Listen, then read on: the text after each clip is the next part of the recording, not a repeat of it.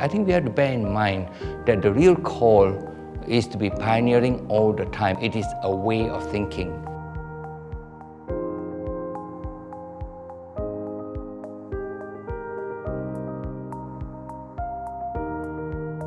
Can you imagine 20 years, 30 years down?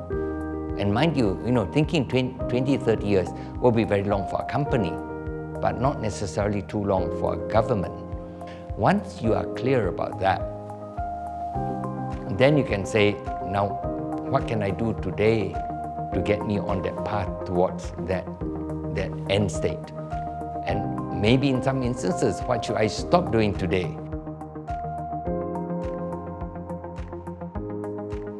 The Chinese have a saying, it's like two persons sleeping on the same bed but having different dreams. We can all be agreeing to do something where we are dreaming different things. I had the opportunity to simply invite groups of people. I put them in discussion groups of 5 to 8 persons per discussion group, and I asked for each discussion group to come up with 5 descriptors of the successful Singapore 30 years from now. I'm asking for descriptors. I'm not asking for people to tell me what we should do. I'm asking them to describe that successful Singapore 30 years from now.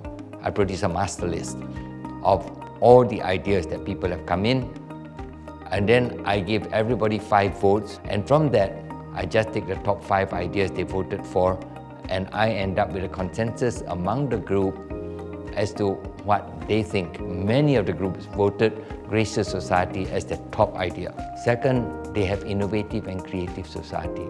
Do I agree with the results? Yes, I do.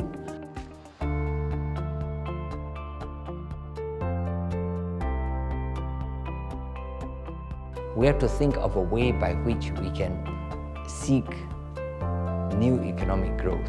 And to me, it's so wonderful for these discussion groups that people, they intuitively already tell me, is Gracious Society, relationship among the people, which is top on the list. And they intuitively tell me it is innovativeness and creativity. I ask them, when you say innovative and creative, what do you mean?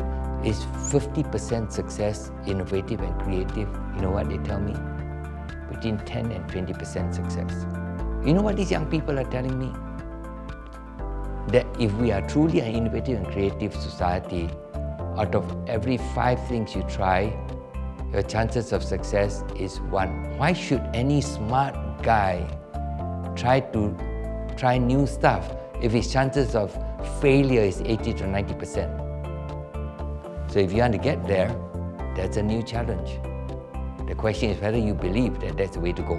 Today's parents have succeeded by and large because they work hard, they studied hard, they can be trusted to follow the rules, they can be trusted to produce the necessary product and services exactly according to their handbook. Okay? So when we talk about the future for their children, it's about being innovative and creative and being comfortable with trying, and it doesn't quite work out and try again. It's not their life experience of the parents. And therefore, it will not naturally happen. I remember visiting Block 71 one time, and there was this girl who was so excited about her startup. And I asked her, so what has been your biggest challenge in running this startup? She said, my mother. I understand what she means. So if the parents are not going to have children who are naturally inclined to be innovative and creative and try again, how are we going to get there? Once you are clear, that's where you need to get to. We'll get on with it. In the case of Singapore, we'll get it done. But we first need that high strength of conviction to say, that's where I must get to. Because a failure to get there is a failure to fully deliver on my responsibilities.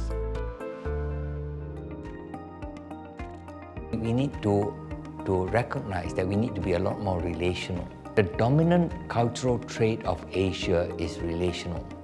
It says you and I, we develop a relationship of trust between ourselves then we can do business with each other. I spent 3 years under Mr. Lee Kuan Yew. You cannot imagine how relational he actually is. I know his public persona is, some people sort of say, this is a man who just tells you what to do and you better don't argue with him and so forth.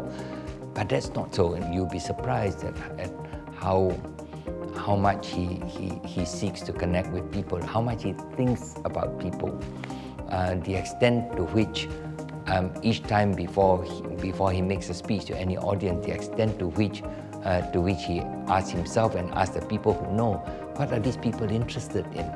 What is it that he can do to reassure them? What are their concerns in life? So yeah, being relational, we need to be a lot more aware of it. But in a sense, during COVID, where people look out more for their neighbors and so forth, it shows you what is possible in Singapore. It's just that we need to make this a national habit